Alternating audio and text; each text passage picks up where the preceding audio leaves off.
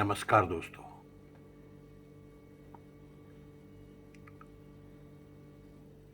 आज पढ़ते हैं कुमार अंबुज की एक कविता जिसका शीर्षक है धरती का विलाप।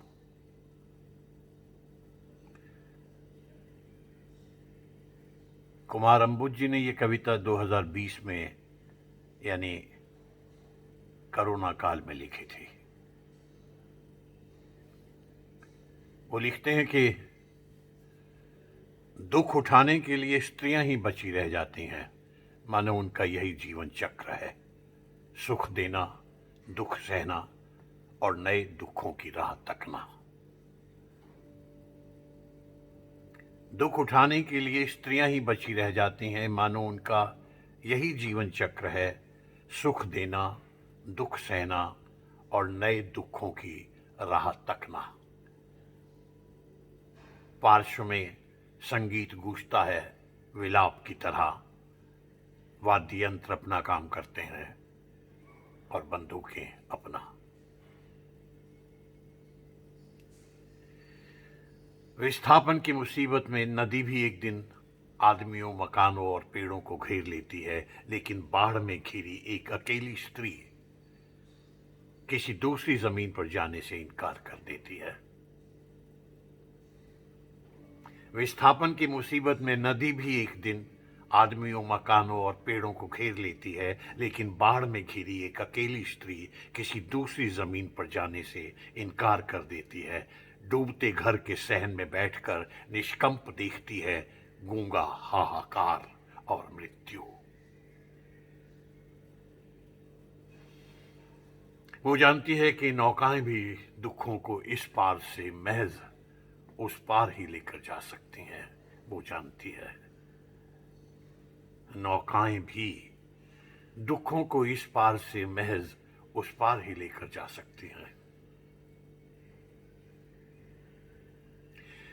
एक उम्रदराज घर बीच में खड़ा होकर अपनी खिड़कियों से पर्दे हटाकर झांकता है और लोगों की परछाइयां नदी की अतिशयोक्ति में झिलमिलाती हैं।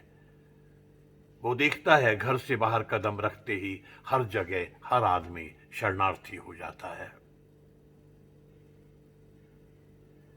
वो देखता है घर से बाहर कदम रखते ही हर जगह हर आदमी शरणार्थी हो जाता है।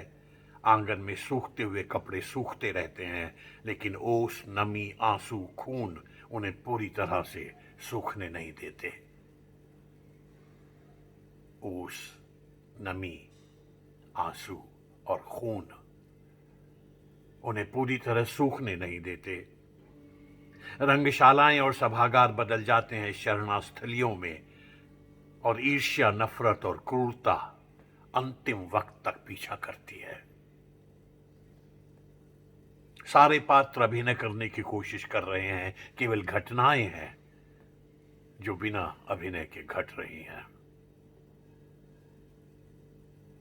सारे पात्र अभिनय करने की कोशिश कर रहे हैं, केवल घटनाएं हैं जो बिना अभिनय के घट रही हैं। अचानक पति का साथ छूटता है तो याद आता है बेटा बचा है, और जब बेटा छूटता है तो याद आता है पति पहले ही छूट चुका है। नृशंसता के युग में हर आकांक्षा हर जगह बर्बाद हो जाती है। घरों के भीतर गृहस्थी का टूटा फूटा सामान भी नहीं दिखता, और रात में सैक्सोफोन की आवाज बारिश को स्तब्ध करती है। रात को सैक्सोफोन की आवाज बारिश को स्तब्ध करती है और औंधे मुंह गिरकर कीचड़ में सन जाती है। गिटार से वायलिन की जुगलबंदी हवा में है, लेकिन हवा में तैरती उमस हर संगीत को विफल कर देती है। लेकिन हवा में तैरती उमस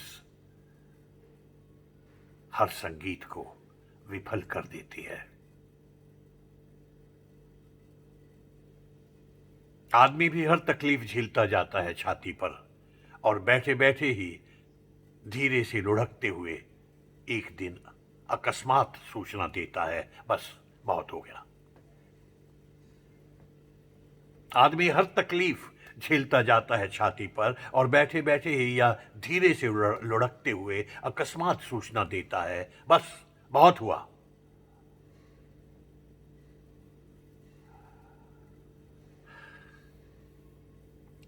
अब रंगमंच पर खाली कुर्सियों का सूनापन, उनकी आकांक्षा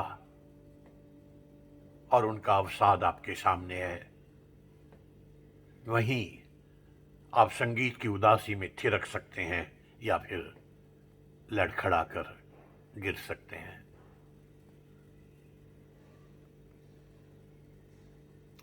हाथ में हाथ डालकर चलते रहने से भी ना अकेलापन दूर होता है, ना निर्वासन, ना भय।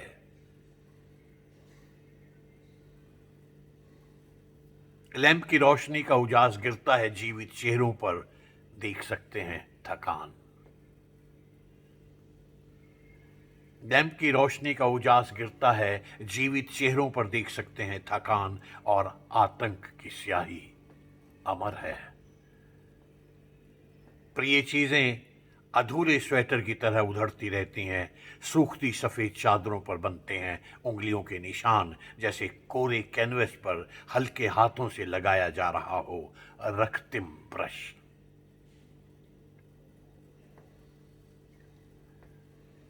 नेपथ्य में से रेलगाड़ी शोकाकुल सवारियां लेकर आती है, और लाचारी का धुआं पटकथा को काला कर देता है।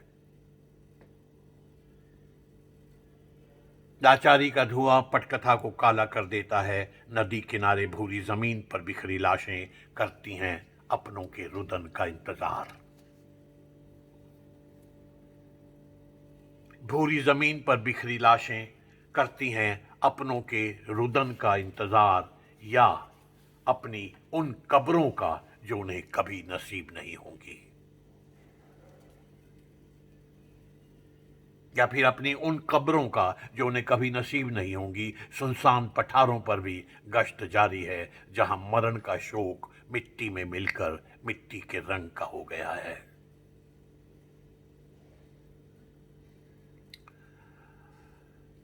दो प्रेमी, दो बच्चे, दो भाई चले जाते हैं अलग रास्तों पर। एक स्त्री की मृत्यु उन्हें कुछ देर के लिए इकट्ठा करती है। एक स्त्री अपने सन्निपात में अपना दुख बताने की बार बार कोशिश करती है, और एक स्त्री उसे सांत्वना देते हुए अपने ही संताप में गिर जाती है। एक स्त्री का अनश्वर आर्तनाद उठता है।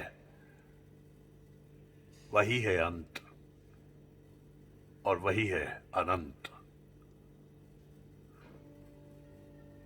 वही है अंत, वही है अनंत, वही बचा रहता है।